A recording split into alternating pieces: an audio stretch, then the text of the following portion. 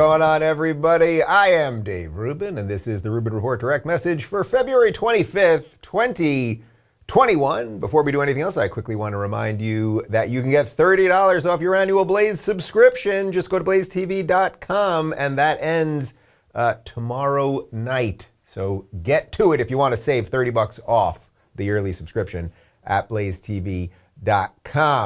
We're doing a Q&A today. I am going to cover one story because there was one story that I saw this morning that was so bananas, so bonkers, so absolutely ridiculous, and yet so painfully real that I felt I had to do it in addition to doing the Q&A.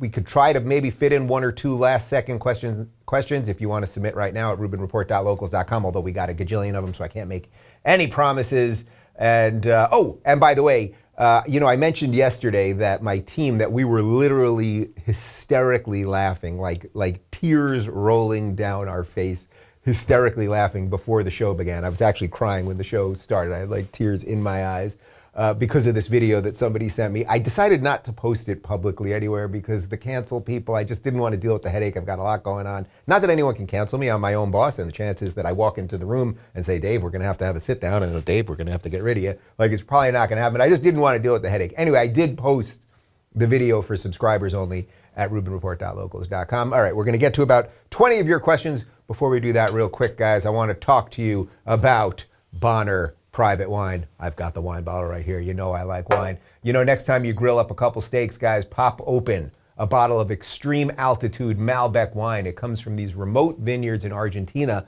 located up at about 9,000 feet. That's pretty high.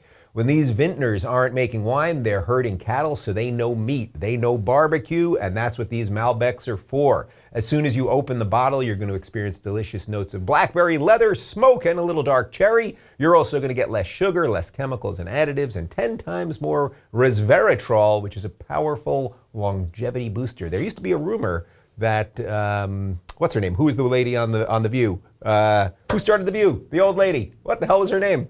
Barbara Walters. There used to be a rumor that Barbara Walters bathed in resveratrol. I don't know if it's true. The guys over at freethinkerwine.com just got a special shipment of these wines in. They've got one Malbec from the third highest vineyard in the world at about 8,950 feet. Visit freethinkerwine.com today, and you'll get 50% off the wine and 50% off shipping. This was just a small batch, and it's going to go fast. Visit freethinkerwine.com. That's freethinkerwine.com.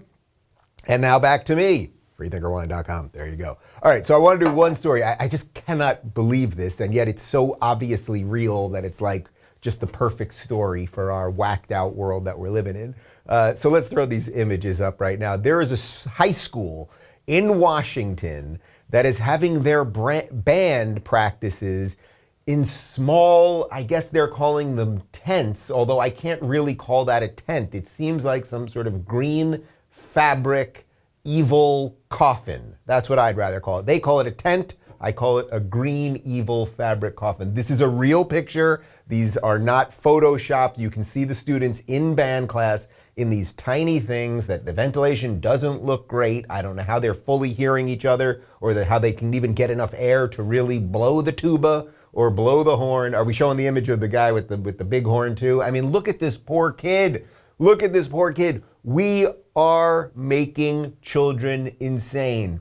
Crazy, ridiculous adults with nonsensical rules that have nothing to do with science have decided to put high school students in small green bags and have them play music. And if you think that is good, if you think there's science behind that, if you think there's any reason to do this other than to break the human spirit and control how people behave and what they think, then you are a fool. This is just insanity. It ain't gonna stop. It's just coming at every level. The other one that I saw this morning is that Hasbro has announced that Mr. Potato Head won't be called Mr. Potato Head anymore. He'll just be Potato Head because obviously that was offensive to somebody, or he wasn't really a man, or he is a man, or being a man. You could take the mustache off, then he's Mrs. Potato Head. I mean, did you watch Toy Story? There was Mr. Potato Head and Mrs. Potato Head, and you can switch all their...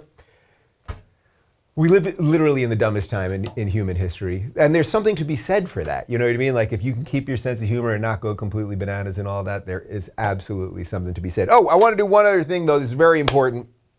before we get to all of your questions, and I will get to as many as possible. I've been talking a lot about masks, and we're all talking about masks, and originally they didn't want us to wear masks, and then they said only sick people should wear masks, or only doctors should wear masks, and then they said no, you should wear masks all the time, and then they said, well, if you're an athlete, while you're playing, you don't have to wear a mask, but if you're sitting on the sidelines, you have to wear a mask, and the coaches have to wear a mask. And we also had the Super Bowl, and it was like some people wore them, some people didn't. They would pull them down to talk to each other. The whole mask thing is just absolutely bananas. As always, I believe you should do whatever you think is right to protect yourself. I was just in Florida, and guess what? There were old people, a lot of old people in Florida. They were at restaurants eating and drinking and living their lives. But the mask thing, now wear 2 masks, wear 3 masks, put on masks, put a face shield on, wrap your head in saran wrap, dip yourself in chocolate, sit out on a field until a bunch of ants come eat you. I mean, it's just an endless cascade of anything. And I've been thinking about it. So what are we going to do about the masks? What are we going to do? Is there someone we could look to who did it right when it came to masks? And then, I'm a Star Wars guy. I was thinking, Kylo Ren, let's just put aside how disastrous the 3 last movies were for just a moment. Kylo Ren kind of had it right about masks. What was Kylo Ren doing with masks? Sometimes he wore his mask. Sometimes he didn't wear his mask. It was totally up to Kylo Ren. It didn't really make any sense to me when he would put it on or when he would take it off. And it didn't really make sense to anyone else, because if he was wearing the mask, it would be like, well, we know what you look like, Kylo. Why are you trying to scare us a little extra with the mask? So look, I got a Kylo Ren mask here, and my policy on masks is sometimes I'm going to wear the mask, okay? Sometimes I'm going to wear the mask. If I go into a store and they demand I wear the mask, I'm going to put the mask on. This is a very Kylo Ren Sith approach to wearing masks. If they want you to wear the mask and you feel like wearing the mask, then you should wear the mask. And then if you want to take the mask off, sure, could it mess up your hair and would that be upsetting? Yes. But if you want to take the mask off and hang out with other people and talk to other people and let them see your face, then take the mask off. But again, if you want to put it on to intimidate people and say, I'm wearing a mask, why aren't you wearing a mask? You see, I'm better than you, I'm wearing a mask, okay? Look at my messed up lightsaber, Urgh. Which they never even explained, his messed up lightsaber. I think you get the point. For now on, guys, I took my earpiece out. Also, earpieces should be up to you, whatever you want to do. Kylo Ren style masks. All right, guys, let me tell you one more thing, and then we're going to get to all the questions. I want to talk to you about Bambee, guys. When you're running a business, HR issues can kill you. Wrongful termination suits, minimum wage requirements, labor regulations, the list goes on, and HR managers' salaries aren't cheap. They can average $70,000 a year. Bambee, spelled B-A-M-B-E-E, was created specifically for small business. You can get a dedicated HR manager, craft HR policy, and maintain compliance, all for just $99 a month. With Bambee, you can change HR from your biggest liability to your biggest strength. Your dedicated HR manager is available by phone, email, or real-time chat. From onboarding to terminations, they customize your policies to fit your business and help you manage your employees day to day, all for just $99 a month. Month to month, no hidden fees, cancel anytime. And if you're like me, I know you don't like to start your business because you wanted to spend time on HR compliance. Let Bambee help get your free HR audit today. Go to Bambee.com/Rubin right now to schedule your free HR audit. That's Bambee.com/Rubin, spelled BAM to the BEE.com/Rubin. All right, here we go, guys. Q&A as promised. I think for this first question, I'm feeling like wearing a mask. So I'm going to put on the mask. I feel like wearing a mask. It's a free country. I'd like to wear the mask, and I'm wearing the mask. So the question from Nick. I know she's working with Ben Shapiro now, but what are the chances we get a Gina Carano interview? Okay, well, first off, Gina Carano, if you don't know her, what she's known for, obviously MMA fighter. She was an actress in The Mandalorian. She is a conservative, or at the very least, she is non-woke. Oh, I guess I'm talking about Gina Carano, a Star Wars girl, while I'm wearing a Kylo Ren mask. It's all coming together, people. That wasn't even intentional. She posted a meme basically saying that those of us who are non-woke are sort of like the Jews pre-Holocaust, meaning that we're dehumanized at every turn, and when you dehumanize other people, it can lead to horrible things. There was nothing remotely anti-Semitic about what she said. There was nothing bigoted about what she said. Actually, she made quite a great point. I can't believe I'm doing this in a Kylo Ren mask. In any event, Disney got rid of her. I have canceled my Disney Plus account. It's just a little bit that any of us can do. And She ended up now has signed a deal with Ben Shapiro and the Daily Wire, and she's going to be doing movies where she's going to produce and act, which is exactly how you beat cancel culture. You beat it by being brave and building your own stuff. So the question is, will we get her for an interview? I'm already in touch with her. We're talking. We're going to figure it out. She just did Ben's Sunday special, and you can tell. And this is sort of the beautiful thing about how people step into themselves. You can tell, it's pretty clear that this is not someone who really wants to be a public person in the fight in that regard. She wanted to be an actress. She was a fighter and then she wanted to be an actress, but she's stepping into her moment. So yes, my hope is we'll get her on for the show. I'm also talking to her about Locals and a couple other things, and we'll see, but she deserves nothing but our support. The people who tried to cancel her are the bad guys. She ain't the bad guy. And for the people that were upset that, she made a Holocaust reference, it's like these are the same people who call the rest of us Nazis all day long. So it's like, get a clue. Okay, you see what I did there? Very Kylo Ren of me. I gave the speech with the mask, and then, how am I doing over here?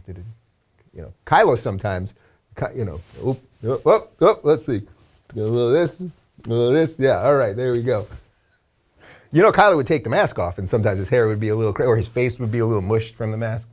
All right, here we go, guys. So Candace says, how do you feel about Michael Knowles' betrayal? Oh, we're doing a whole Daily Wire thing today. So as some of you guys may have heard, they covered this on the Daily Wire backstage the other day.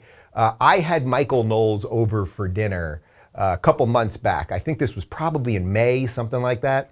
And this was still when the Daily Wire was in LA, and they were thinking about moving, and there had been a lot of talk. Everybody was talking about getting out of California, getting out of LA. Could we go to Tennessee? Could we go to Texas? Could we go to Florida? The whole thing's happening. Anyway, David and I had Knowles and his wife over for dinner. A lot of steak, a lot of booze. He's a whiskey guy. And we talked for hours all night about how we're gonna stay. We're gonna stay and fight. And it's a worthy cause, and we can fix this state, and we can't let the union fail, and all this stuff, and hours, and we're feeling good, and we're gonna team up, and we're gonna stay and fight. And then I wake up the next morning, scroll Twitter, and Daily Wire, moving to Nashville, Knowles is leaving. So how do I feel about Knowles' betrayal? He didn't know. He actually didn't know. There had been some rumors of things happening. I will work through it with Knowles. We'll get there. We'll get there. But good for them for getting out of here. And again, this is what I often talk about, the foot vote. If you live in a place that is not consistent with your views, you have options. And that's a beautiful thing in America. You have less options. I mean, really think about other Western countries. If you live in the UK, if you live in Canada, you have less options, meaning sure, you can move, you can escape a city, you can escape a town, but the general laws of the country are pretty much the same. We've got that great opportunity that federalism has afforded us.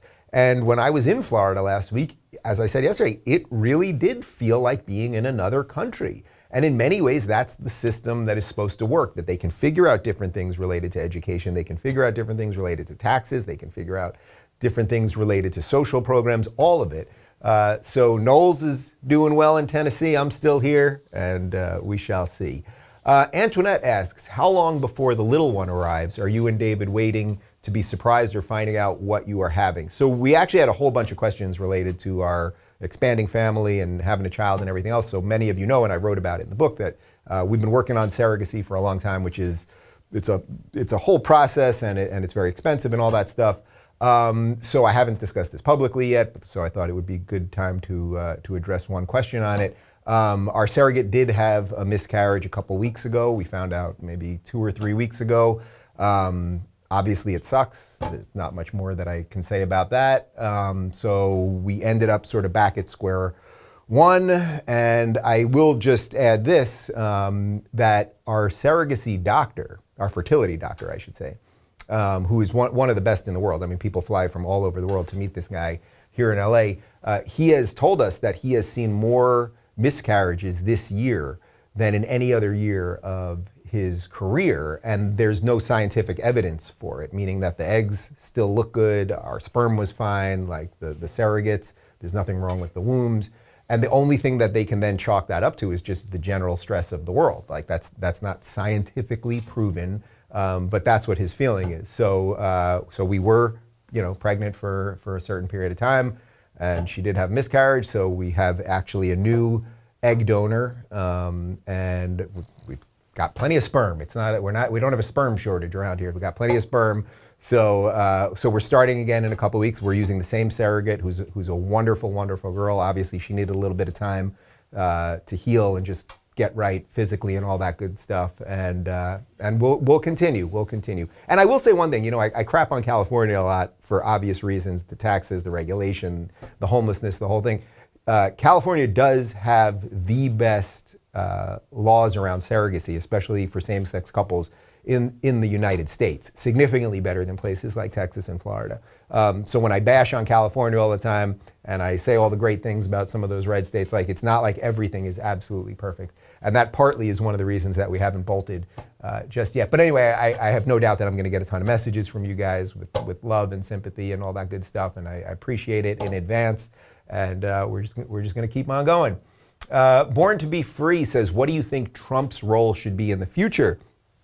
You know, I mentioned the other day, someone said to me in Florida that they would love for Ron DeSantis, who's the current governor of Florida, to run for president, which I think is a very much a possibility and would be great on so many fronts, not only because he's been a supremely excellent executive of his state, but also because he's 46 years old, I think, so get some young blood in there instead of keep running these 70-year-olds. I think he's ready to fight and all of that good stuff. So somebody said to me, DeSantis could be president. That could leave Trump running for governor of Florida. I actually think that would be kind of interesting if Trump wants to do that. I would say the best move for Trump, probably, now that the second impeachment not only failed, but nobody gave a crap. Do you know anyone that gave a crap besides blue check journalists on Twitter? Nobody gave a crap. It was a sham the entire time. I would say Trump's probable best move in a public sense, let's say, is that he needs to be the sort of outside fighter for the candidates. I don't know that Trump needs to run again. Like, could he run for president again? Sure. Would he have more support than any other Republican? You think he'll have a little more support than Mitt Romney? I think he would. A little more support than Liz Cheney? Yeah, I think he would. But I don't know that that necessarily is the move. It's almost like if Trump can act as the fighter on the outside, the surrogate dealing with the media and all that nonsense, then you could start getting a really interesting crop of people coming up. Could you then get, say, your Dan Crenshaws, your Nikki Haley's, your Candace Owens, your Ron DeSantis's, whoever it might be, some people that we don't even know of yet, right? But having Trump act as the fighter guy through the media lens, like that's really what he loves, it's what he's great at and all of that. He could do that, not have the constraints of the political part attached to it, and then you have some really new, fresh, young blood get in there and make a difference at the political side. So we'll see. I think he could end up running for governor. My guess is he won't run for president again. That just seems like kind of too crazy, but I like this sort of outsider surrogate thing. Allie says, you mentioned a new book in the making. Any hints? I don't want to say too much at the moment. I'm about halfway through with it, and it looks like it'll be released in spring of 2022. As I told you guys, the book writing process, well, it takes a while to write, but the publishing process is actually quite slow. It's sort of, it's an archaic business in a lot of ways. And they are working on modernizing it. And I work with Penguin Random House, who are like the best of the best. And I love my editor and I love the whole team there. So I'm working on that right now. And I would say, I really don't want to give too much. I would say it's going to be the next extension of Don't Burn This Book. So, in Don't Burn This Book, what I tried to lay out were what I think are the best principles for a free society to flourish and for you as an individual to flourish. And of course, you guys all know I believe that the classically liberal political lens is the best way to do that, but that politics alone isn't everything. So I'm going to expand on that a bit, but really try to make this book much more about action than ideas. One of the things that I'm really interested in right now is I don't want to just talk to people over and over about talking. Everyone's talking about talking. Everyone's on every platform now talking and having conversations and talking and talking. And I don't want you guys even to be bludgeoned with that. That's why we don't do more interviews a week. We do these 5 direct messages, and then I do 1, max 2 interviews a week, because I want you guys to live and go and build and create and all of those things. And there's so many podcasts now, and everyone's just listening to everyone talk. I'm interested in people who are fighting things, who are actually making a difference. And the book is going to be very much sort of pointed in that direction. What can you now do in this whacked out world to make a better life for yourself? So I'll leave it at that for now. Cicatito 2 says, do you think Ric Grenell will run for governor of California? So we just taped it yesterday, our Friday panel for tomorrow. Usually we try to do them live, but there were some scheduling issues. And we're doing a panel all about California tomorrow. We've got Ric Grenell, who is obviously our former ambassador to Germany and acting director of intelligence for a little while in the Trump administration. We've got comedian and podcaster Adam Carolla and Alicia Krause from the Daily Wire and the Washington Examiner.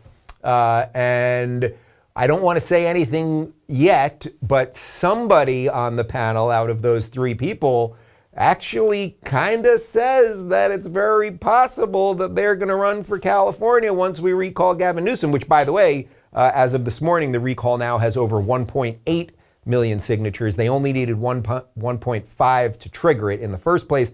But you know they're going to, in this ridiculous one-party state, we know they're going to pull all sorts of tricks. So I'd love to see that get over 2 million. I will add one other thing about generally the California, Florida thing and everything else.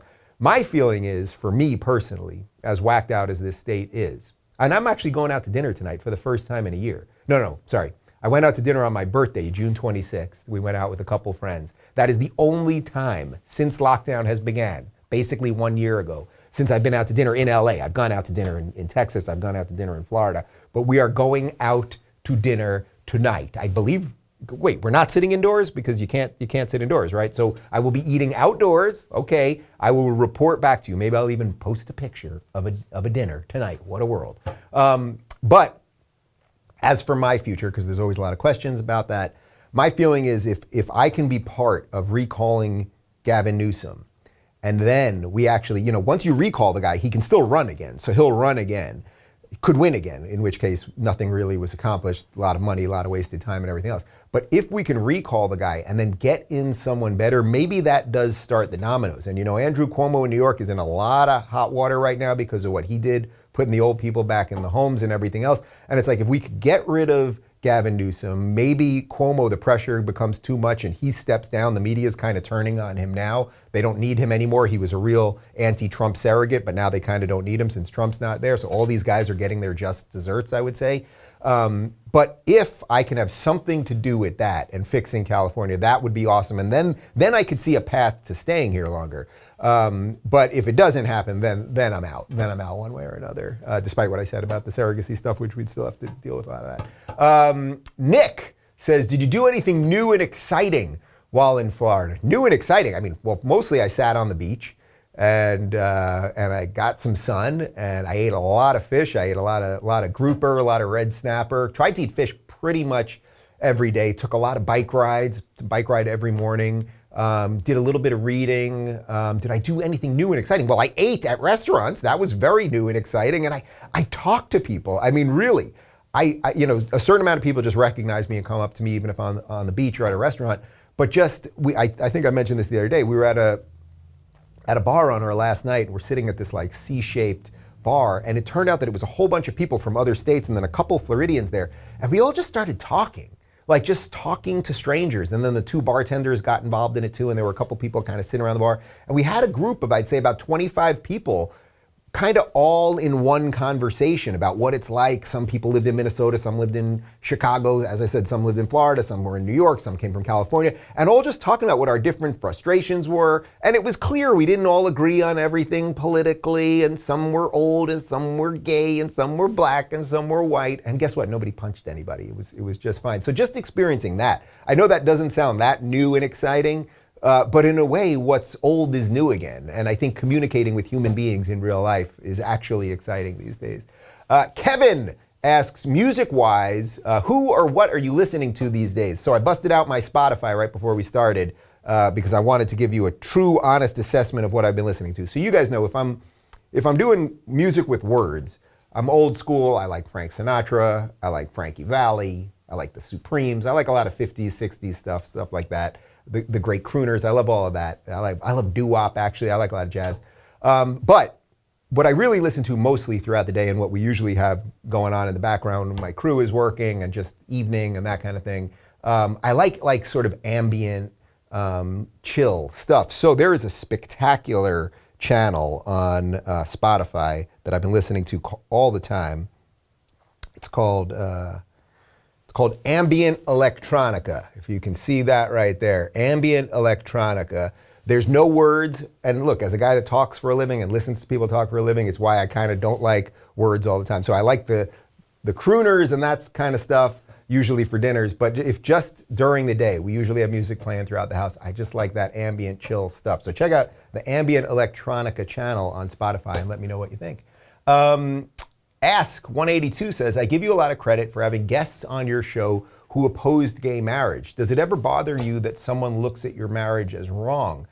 Does it bother me that they look at it as wrong? Well, I would first say that everyone's entitled to their own beliefs. And as long as you're not trying to legislate my beliefs, then I don't care. So let's put it this way, if gay marriage was not legal now, right? So if you were saying, well, two consenting adults who happen to be gay are not allowed to get into a legal contract that a straight couple could get into, well, then you would not have equality under the law, in my estimation, and by the way, in the Supreme Court's estimation as well, right?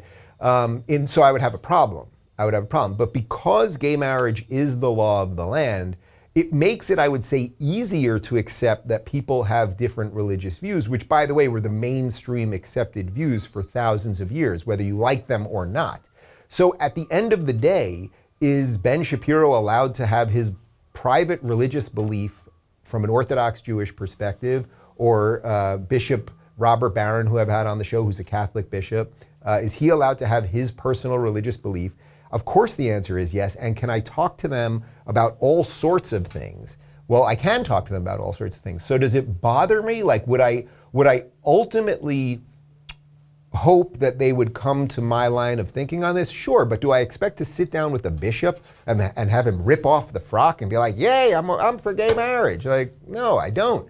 But I think there's other ways you can build bridges. And it's sort of funny because, you know, when I have some of those people on, I get all the lefties tweeting at me saying that I'm self-hating and these people hate me and all that. And it's like, well, not only do I not get hate from those guys, I get tolerance, but I'm not self-hating. And it's like, I thought you guys are the tolerant ones, but you're telling me he's a bigot and I'm self-hating as we're talking about tolerance, right? And we're talking about agreeing to disagree. So there you go with that. Eileen says, will you be doing a movie night anytime soon? You know, we've done a couple of these movie nights in the Rubin Report community, rubinreport.locals.com, where we all watch the same movie at the same time, and we get into a Netflix party, which is where we can all actually, I can control the movie, so everyone gets up Netflix, I click play on it, you start seeing it on your own TV, obviously, and then we have a chat throughout the movie, a text chat throughout the movie, and then we do a giant Zoom after, and we literally had hundreds of people in it. We have to upgrade our Zoom thing so we can do it with an unlimited amount of people. We did V for Vendetta about a month ago or so, maybe a little bit longer than that. It's such a freaking phenomenal movie that will send chills up your spine relative to what's happening in the world right now. The irony is that in the movie, the sort of fascist, thought-controlling, censored group is of course the people on the right, because that's what Hollywood's going to give you, even though we're getting it from the people on the left these days. Anyway, yes, we will do one soon. Oh, and I will be announcing a live LA meetup next week. I'll probably announce it. I think I'm going to announce it tomorrow in our locals community. It's not going to be posted publicly anywhere. So if you would like to join us and have a beer with me live in crazy Los Angeles, at a location that I met the owner at a protest. He's a great guy, didn't know him. He was at one of the protests when I went, we protested at this woman, Sheila Kuhl's house. She was the deciding vote in the 3-2 vote to close down outdoor restaurants. She's the one that literally had the deciding vote and then went to eat outdoors because the order didn't kick in right then. It was going to kick in the next day or so. So she thought outdoor eating was such a threat that she voted to close outdoor eating and then went to eat outdoors in Santa Monica. Ridiculous human being, as most of these people are. Anyway, I met a ton of restaurateurs there, including this guy who owns a whole bunch of restaurants in LA. He's had to lay off over 1,000 people. He said he was actually going to run in some local LA election. So it will be at his restaurant. I will gladly pay for plenty of drinks for plenty of people. So we'll announce that at rubinreport.com. At rubinreport.locals.com tomorrow, and then we're going to do it one night next week. Rebarn says, how do you keep your sense of humor in an increasingly humorous society? Well, one thing that's been nice is I think I've been a little funnier and a little lighter on this show over the last couple of weeks than I was maybe before the election. How do you do it? I don't know. My default position actually in life is sort of lighter and funnier. I don't take things that seriously. Like, I know we are in this massive fight. Like, I think we are in an existential fight for the West, for ourselves, for humanity. Like, I really do. But I also need to be funny throughout that, and I like being around funny people and light people. Ironically, I don't love being around comedians because I usually find comedians to be pretty depressive. And I talked a little bit about this on Jack Murphy's podcast a day or two ago. When I was doing stand-up, which I did for 12 years in New York, like, it comes with a lot of pain, and you see why so many comedians are alcoholics or drug addicts or all this other stuff. And as my life kind of got better, I didn't need comedy as much. So one of the fun things for me has been over the last couple of years, as I've gained popularity because of this, I can sell out these comedy clubs, and I've sold out every club that I've done in the last couple of years. I did a ton of them on like an off night when I was on tour with JP, with Jordan Peterson, and I have fun up there. Like, it's not traditional stand-up, like, what's the deal with the? It's more just like, it's like a show. Like, I get up there, I interact with you guys, and we talk about what's going on in the world, and it's just, it's fun. So I hope to get back to that. We'll probably have to start in Florida because it ain't gonna happen here. Sarah says, what's your favorite place that you've ever traveled to and why? You know, the second year, I've done the off the grid August thing for 4 years. The second year that we did it, we did like a week in Bora Bora, which is French Polynesia. The French have somehow taken over Polynesia. I guess they took it over a long time ago. And this is, if you don't know what Bora Bora is, I mean, just Google it. It's when you see those huts that are just out over the water, and there's fish and sharks under you, and just that perfect, you look out your window and you just see infinity. That's what it feels like. It feels like you're just seeing the end of the earth, and it's quiet and it's pleasant, and the beaches are perfect, and the food is great, and it costs a lot of money, so you got to save up to do it.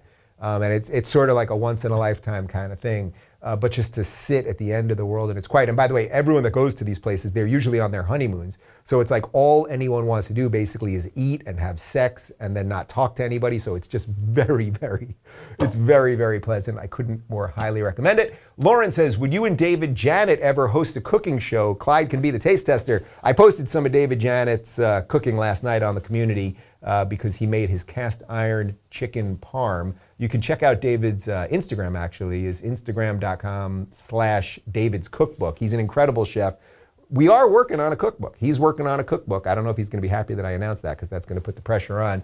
And we're trying to see if should I have some involvement with it. But we have also done dinner nights in the Rubin Report community where David posts a recipe and then we all cook something together. So maybe we'll do like a dinner and a movie thing over the next couple weeks. Free Europe Girl says, share a funny story about Ben Shapiro. I love him, but he's always so serious. We need to know some funny stuff.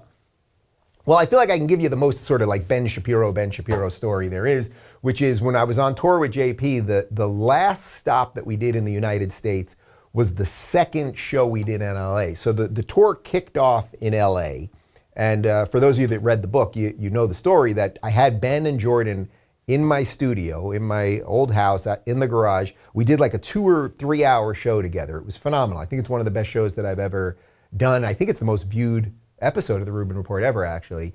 But I cut it short, even though I know they could have kept continuing because Jordan had this theater show that night and he had never done it before, right? And remember, Jordan, even though you think of him now as this incredible orator and author and world-renowned intellect and traveler and all of these things, and you see him in front of all these crowds, like at that time he still wasn't quite that, and he had this big show coming up, right, that night, and it was a test basically to see if could this thing tour maybe. Anyway, we shut down early because it wasn't early, it was after 2 or 3 hours, but we shut down, and as Jordan was walking out of my house, I said, hey, if you want me to come tonight and warm up the crowd, just get them laughing about lobsters or something before the show starts, let me know. And he's like, yeah, he didn't even pause. It was just like, yeah, let's do it.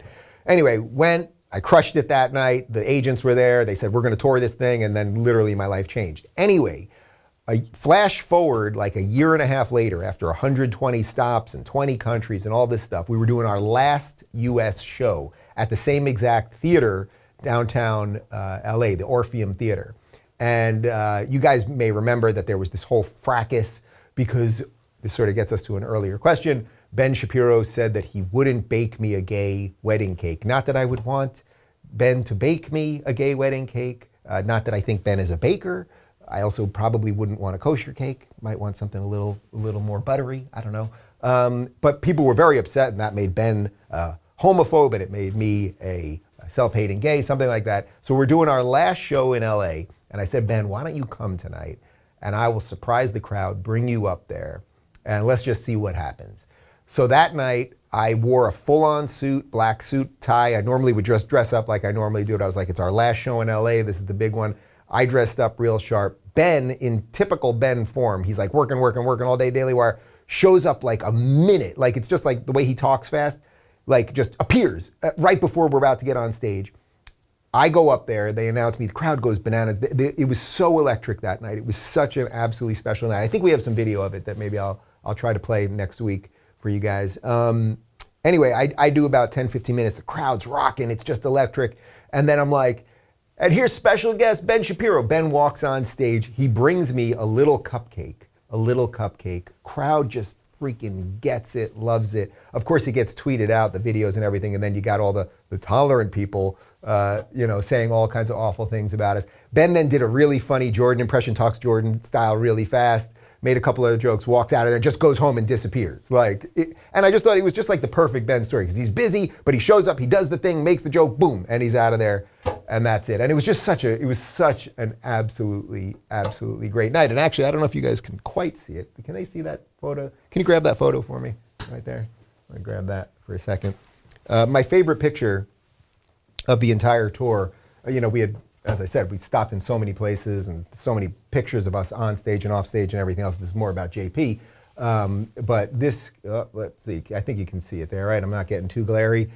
We went to dinner that night at a steak joint with the entire crew, and Jordan's doing his whiskey, and I think I was doing some wine, and we had all the agents there, and some fans joined us, and it was just an absolutely great night. By the way, guys, speaking of Jordan, I just did a 2-hour interview with Jordan. Obviously, we've connected a bit over the last 2 years, but it was just freaking amazing to sit down with the guy, connect at the human level, talk about his new book and all that. We are going to be releasing it on Monday, right? We're doing the whole thing on Monday. Now, this is going to be the first interview that will be released related to his book. They're giving us the first one. So the book comes out on March 2nd, Beyond Order comes out on March 2nd. There's gonna be a gajillion interviews, a gajillion people. He's doing the whole press thing, although I did tell him, just take it easy as you're getting back into the flow. But we are getting the first one. The first one that will be released will be March 1st, this Monday, 2 hours with JP. We get personal, we reminisce, obviously a lot about the book, and it was just so great to connect with him. And if there's any chance that we get some order back in the world out of this chaos, I think that's the guy that can bring it to us. So hopefully he'll continue to heal, continue to get better, and we'll get more JP. By the way, guys, my interview with Steven Crowder, part 2. He's in the middle of a massive lawsuit with Facebook right now. Twitter banned him the other day, like a lot of craziness happening around Crowder, but he's doing good work. Part 2 is up right now on the YouTube, and of course the full episode is already up ad-free at RubinReport.locals.com. As I said, tomorrow, our Recall Gavin Newsom California Bonanza panel with Ric Grenell, Adam Carolla, and Alicia Krause is up, will be up tomorrow at 11 a.m. Pacific, as always. Jordan Peterson on Monday, and join me at RubinReport.locals.com for plenty of other stuff. All right, that was a full freaking show. Have a good day, everybody.